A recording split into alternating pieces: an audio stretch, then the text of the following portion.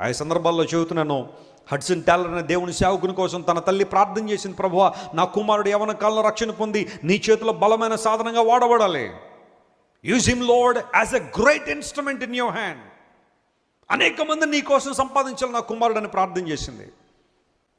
చాలాసార్లు మనం కూడా మన బిడ్డల కోసం ప్రార్థన చేస్తాం.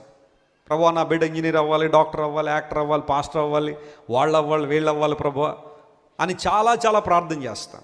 కానీ ఎప్పుడైనా నీ పిల్లల కోసం ఇలా ప్రార్థన చేసావు ప్రభువా, వారిని నీ చేతిలో సాధనాలుగా వాడుకో ప్రభువా అని ప్రార్థన చేసావా?